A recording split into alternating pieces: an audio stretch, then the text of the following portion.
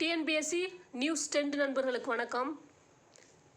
பெண்களை பாதுகாக்கும் அரசியலமைப்பு சட்டங்களை பற்றி பார்க்க போகிறோம்.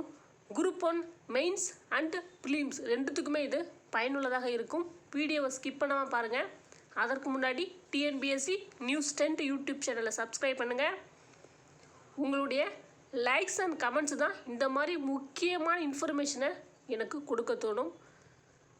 ஃபஸ்ட் ஒன் பாருங்கள். ஷரத்து 15(3) என்ன சொல்லுது அப்படின்னா, பெண்கள் மற்றும் குழந்தைகளின் நலனுக்காக எந்த ஒரு சட்டத்தை இயற்றவும் இந்திய அரசியலமைப்பு சட்டத்தின் கூறு 15 சப்கிளாஸ் 3 அனுமதிக்கிறது. பெண்கள் மற்றும் குழந்தைகள் அப்படின்றத நீங்கள் இங்கே நோட் பண்ணணும். இந்த question already previous year question பேப்பரில் கேட்டிருக்காங்க. செகண்ட் ஒன் பாருங்கள். ஷரத்து 39 என்ன சொல்லுது? பெண்களுக்கு ஆண்களுக்கு நிகரான ஊதியமும் வாய்ப்புகளையும் வழங்கணும்னு சொல்கிறது தான் ஷரத்து 39. அதே மாதிரி பெண்கள் மற்றும் குழந்தைகளின் உடல்நலத்தை பாதுகாப்பது என்பது இந்திய அரசியலமைப்பு சட்டம் வழங்கும் பாதுகாப்புகளில் மிக முக்கிய ஒன்று. இது எல்லாமே நீங்கள் மெயின்ஸில் கீவேர்ட்ஸாக எழுதணும். நெக்ஸ்ட் இன்ஃபர்மேஷன் பாருங்கள். குடும்ப வன்முறைகளிலிருந்து பெண்களை பாதுகாக்கும் சட்டம் 2005.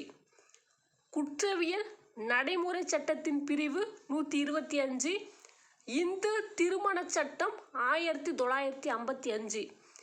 இந்த சட்டங்களின் கீழே ஏதாவது ஒரு வழக்கு பதிவு பண்ணியிருந்தாங்க அப்படின்னா பெண்களுக்கு ஜீவானம்சம் வாங்கி தரணும்னு உச்ச நீதிமன்றம் அறிவிச்சிருக்காங்க.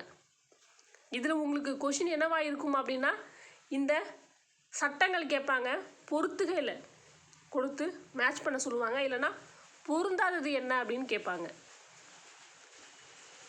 அதே மாதிரி பாருங்கள்.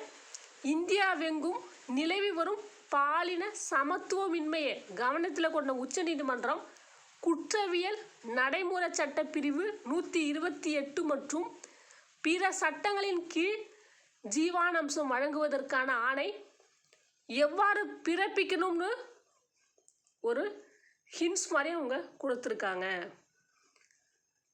கணவனை சார்ந்திருக்கும் மனைவி மற்றும் குழந்தைகளை வறுமையிலிருந்தும் திக்கற்ற நிலையிலிருந்தும் காப்பாற்றவில்லை என்றால் ஜீவானம்ச சட்டங்களுக்கு எந்த அர்த்தமும் இல்லை அப்படின்னு உச்ச நீதிமன்றம் அவங்களுடைய தீர்ப்பில் பதிவு பண்ணியிருக்காங்க.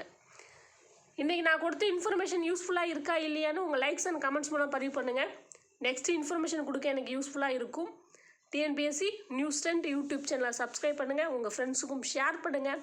ப்ரீவியஸ் கிளாஸஸ் வீடியோ போய் பாருங்கள். தேங்க்யூ.